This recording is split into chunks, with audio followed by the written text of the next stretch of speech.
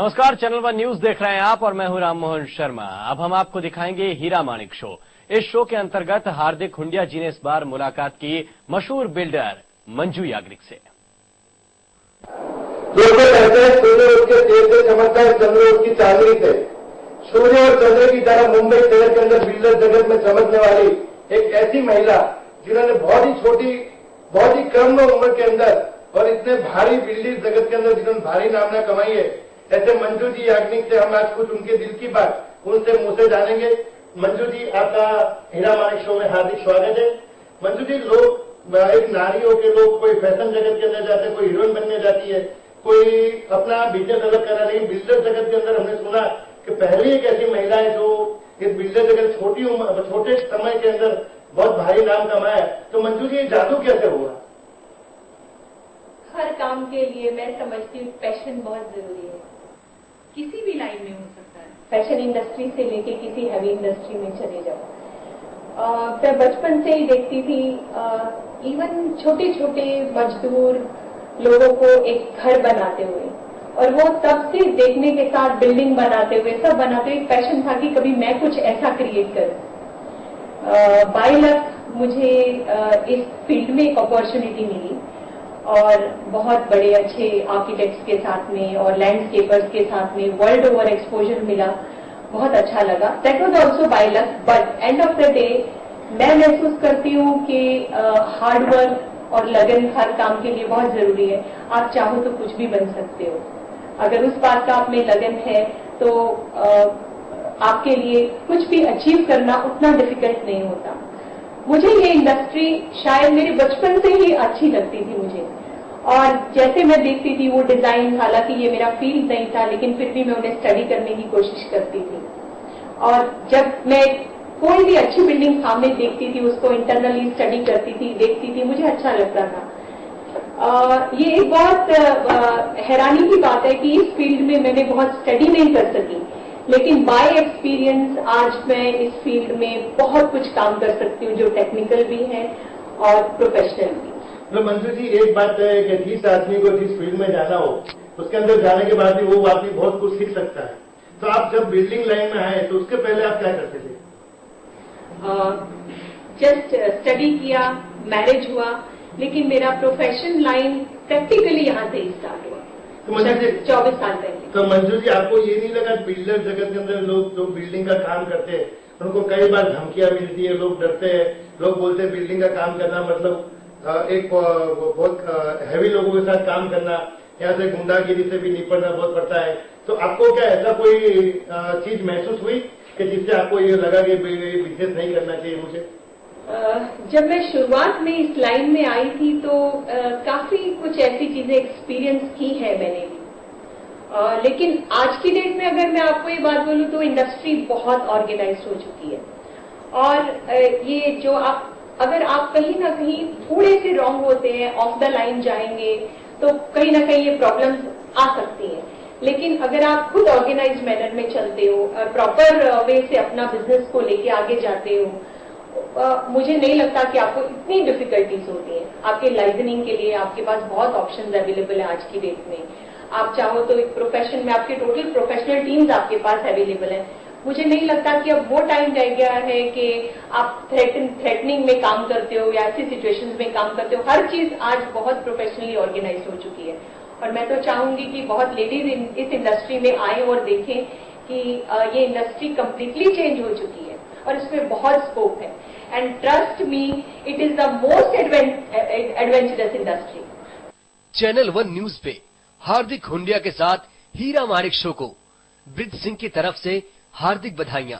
Channel one news पे हार्दिक हुंडिया के साथ हीरा माणिक शो को प्रदीप शाह की तरफ से हार्दिक बधाइयां।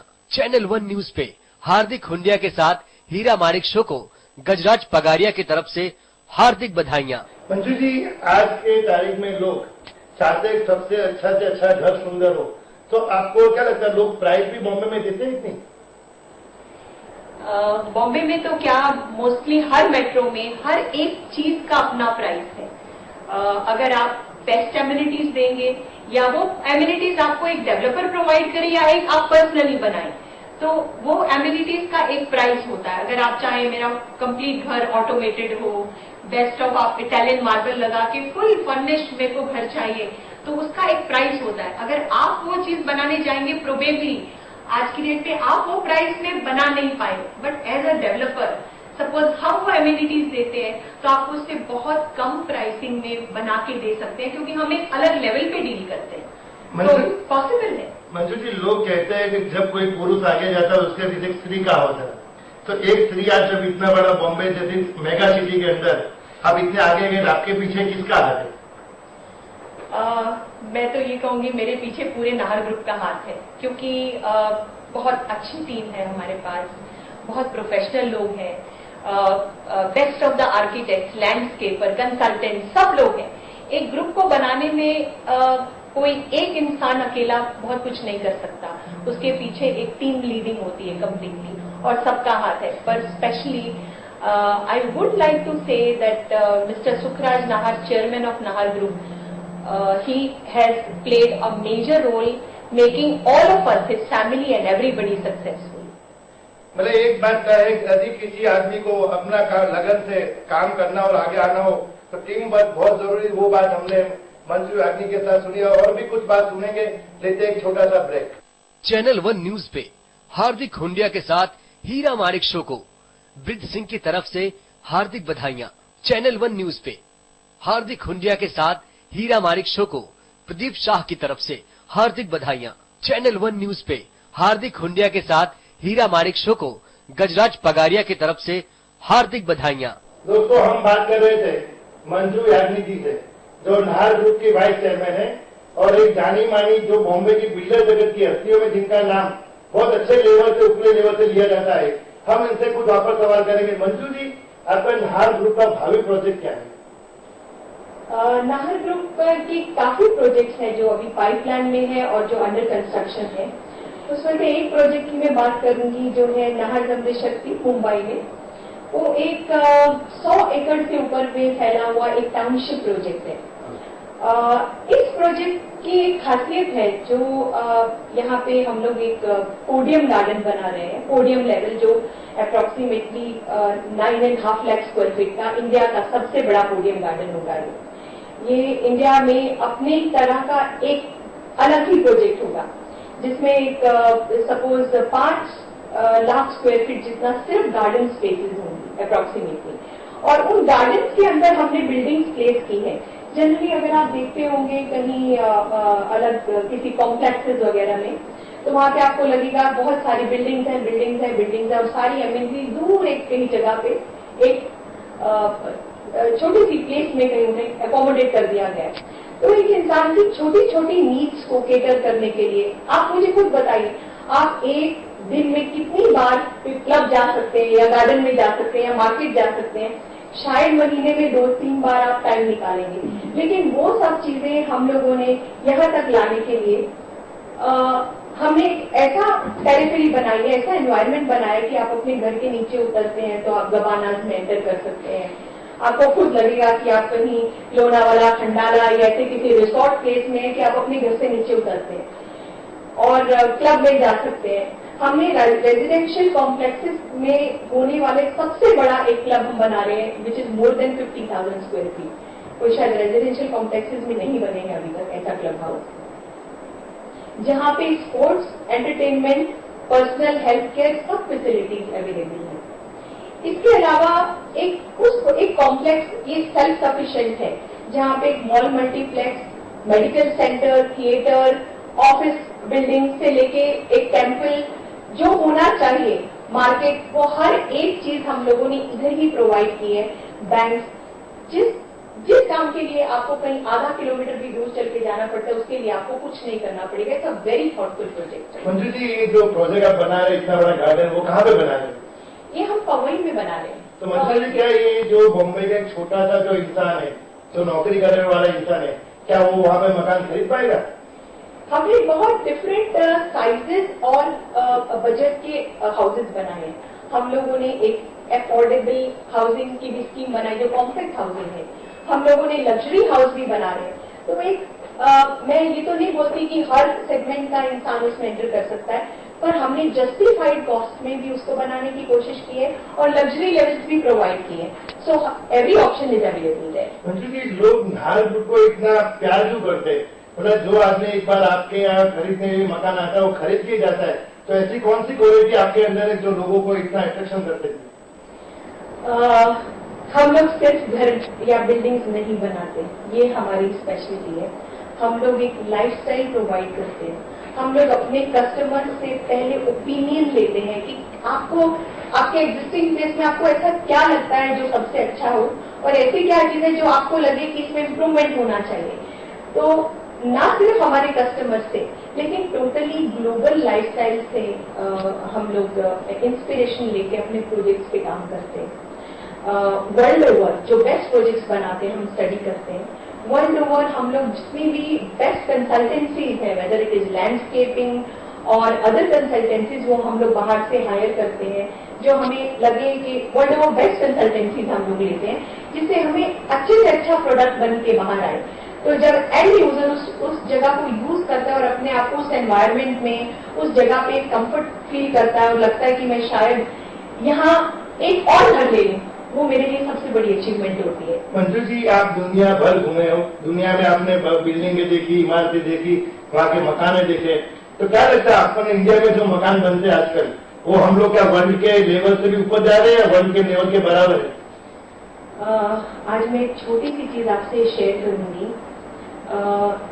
आज की डेट में जो कुछ इंडिया में हो रहा है, प्रोबेबली वो वर्ल्ड ओवर नहीं हो पा रहा है, क्योंकि हमारे पास में बहुत सारे आर्किटेक्चरल लिबर्टीज हैं. हमारे पास में लेबर का जो सबसे बड़ा हम लोगों का एक प्लस पॉइंट है, हमारे लिए labour is much easier than any other country. So जो कुछ भी हम लोग यहाँ कर पा रहे हैं आज की डेट में, वर्ल्ड में जो कुछ हो रहा है, बेस्ट बिल्डिंग्स बन रही है, बेस्ट लैंडस्केप हो रहा है, best edge cutting technologies use हो रही है, वो टेक्नोलॉजीज हम लोग इंडिया में यूज कर रहे हैं और top most of the building हम लोग बना पा रहे हैं. क्योंकि आर्किटेक्चरल एडवाइसेस भी आज इंडिया से ही अब्रॉड बहुत जगह जा रही है. तो मेरे ख्याल से जो इंडिया में जो आज की डेट में स्कोप है, इवन इंडस्ट्री का, इन्वेस्टमेंट का, ये शुरुआत होता है इन्वेस्टमेंट से. अगर आज आप देखें तो जो आज इंडिया में इन्वेस्टमेंट का स्कोप है रियल एस्टेट में, वो शायद ही किसी और कंट्री में होगा. अगर आप एक 7 ईयर्स का साइकिल उठा के देखें तो आपको कभी लगे ड्यूरेशन में कहीं स्टेगनेंट मार्केट है या कहीं पे भी है, बट अबव द 7 ईयर कोई एक इंसान आप शायद मुझे दिखा दीजिए जो ये बोले कि मैंने अपनी एग्जिस्टिंग प्रॉपर्टी जो शायद मैंने 5-6 साल पहले खरीदी थी उसमें एप्रिसिएशन नहीं हुआ हो. तो रियल एस्टेट मार्केट इंडिया में बहुत अच्छी है. इसके लिए यहाँ पे प्रोडक्ट भी बहुत अच्छा और कॉम्पिटेंट बन रहा है. मंजू जी ने बहुत अच्छी बात बताई कि जब हम हमारे घरों के अंदर, जब घर के अंदर झांकते हैं तो हमें मालूम पड़ता है कि हमारे घर वर्ल्ड में से कोई कम नहीं है. नहीं तो एक छोटा सा ब्रेक और थोड़ी देर बाद उनसे और दिल की बात जानेंगे. चैनल 1 न्यूज पे हार्दिक हुंडिया के साथ हीरा माणिक शो को ब्रिज सिंह की तरफ से हार्दिक बधाइयां. चैनल 1 न्यूज पे हार्दिक हुंडिया के साथ हीरा माणिक शो को प्रदीप शाह की तरफ से हार्दिक बधाइयां. चैनल 1 न्यूज पे हार्दिक हुंडिया के साथ हीरा माणिक शो को गजराज पगारिया की तरफ से हार्दिक बधाइयां. चलिए फिर से एक बार नाहर ग्रुप के वाइस चेयरमैन मंजू यागी से कुछ दिल की बात करते हैं. मंजू जी, ये जो बिजनेस इंडिया के अंदर इतना बड़ा बिजनेस जगत हो रहा है, बॉम्बे में काफी प्लेस खाली भी है, तो भी जो भाव के अंदर जो मंदी आनी चाहिए वो क्यों नहीं आ रही? मुझे लगता है कि इसमें गवर्नमेंट को थोड़ा सपोर्ट करना चाहिए अफोर्डेबल हाउसिंग सेगमेंट में. दूसरा, इंफ्रास्ट्रक्चर का एक बहुत बड़ा रोल है. जो आज आउटस्कर्ट्स बहुत अच्छे से डेवलप हो सकते हैं, वहां पे कंप्लीट फैसिलिटीज उस एरियाज में, रिमोट एरियाज में थोड़ा पहुंचाई जाए तो उसमें बहुत इंप्रूवमेंट हो सकता है. मेरे ख्याल से मेरे लिए सबसे बड़ा सब्जेक्ट होगा इंफ्रास्ट्रक्चर का. अगर वो जगह जगह डेवलपमेंट अच्छा हो जाए तो मैं समझती हूँ कि उसमें बहुत सारे न्यू डेस्टिनेशंस डेवलप हो सकते हैं. दूसरा, जो टियर 2 सिटीज में जिस टाइप का प्रमोशन लाना चाहिए, जिस टाइप की फैसिलिटीज होनी चाहिए, वो आज भी नहीं है. अगर वो सब होगा तो प्रोबेबली इसमें बहुत इंप्रूवमेंट मिलेगा. Apart from anyways, we developer body have kept quite a lot of things for new budget which you will soon come to know about it. Manju ji, आपको क्या लगता है ये जो इंफ्रास्ट्रक्चर और डेवलपमेंट होना चाहिए, इसके लिए सबसे महत्वपूर्ण डिपार्टमेंट सरकार में कौन सा है? ये एक्चुअली मैं आपको एक बात बोलना चाहूंगी कि ये एक जॉइंट एफर्ट है with the developers and government both. If both like how private equity works it, if that developers and government together, if they decide and start working onto it together, then only it will be, it's not a kind of a department, but if they take, it's a policy. Once आप ये सब jointly एक decision लेते हैं और इसके ऊपर work करते हैं, तो it will be much easier and very professional.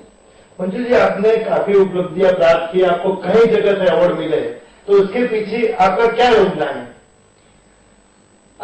हमारा नाहर ग्रुप को और हमारे कंपनी के चेयरमैन को, मुझे पर्सनल लेवल पे काफी हमें अवार्ड्स मिले हैं, उपलब्धियां मिली हैं, जैसे best project of the year, women entrepreneur of the year, corporate governance, and so many awards we won for the project and for age a dignity also. ऐसी बहुत सारी चीजें मिली. उसका एक रीजन है कि वर्ल्ड लेवल पे हर चीज को कंपीट करने के लिए आपका best project of the year award आपको क्यों मिलता है? क्योंकि आपने वाकई उसमें कुछ ऐसा प्रोवाइड किया है जो शायद सब उस लेवल तक नहीं सोच पाए. तो ये अपने आप में एक उपलब्धि है. और कस्टमर सेटिस्फैक्शन, एक कस्टमर रिक्वायरमेंट, उनकी नजरिए से जब आप सोचना समझ लेते हैं तो शायद आपके किसी अवार्ड से भी ज्यादा आपके लिए उपलब्धि होती है.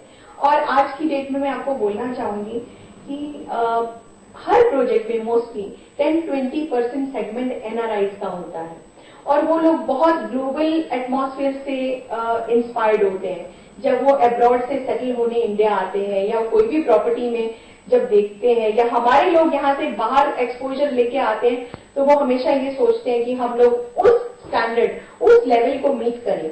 May not be a housing, but at least the complete environment which is into a project itself, the complete complex.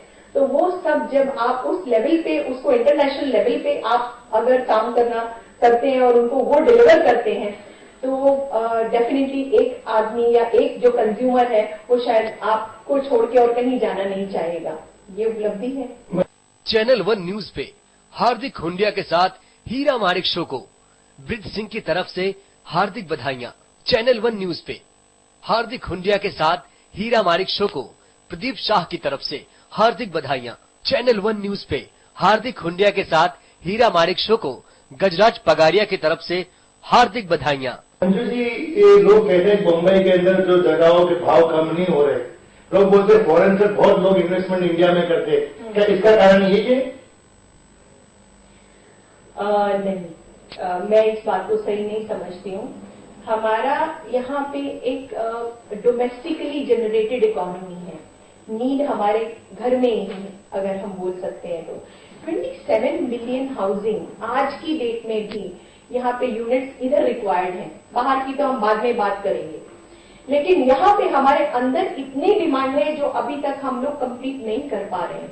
उतनी डिमांड को फीड नहीं कर पा रहे हैं. जब इतनी रिक्वायरमेंट होगी तो आप ये नहीं बोल सकते क्योंकि बाहर से लोग खरीद रहे हैं इसलिए यहाँ पे रेट बढ़ रहे हैं. नहीं, ऐसा नहीं है. आज लैंड कंपोनेंट 50% कॉस्ट होता है आपका. जो लैंड प्राइसिंग हाई होंगे तो 50% आपका कंपोनेंट लैंड होता है.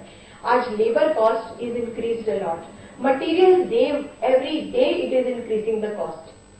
एंड आज की डेट में अगर हम ये बोले कि गवर्नमेंट का जिस लेवल पे सपोर्ट होना चाहिए इस इंडस्ट्री को, वो थोड़ा शायद नेग्लेक्ट हो रहा है.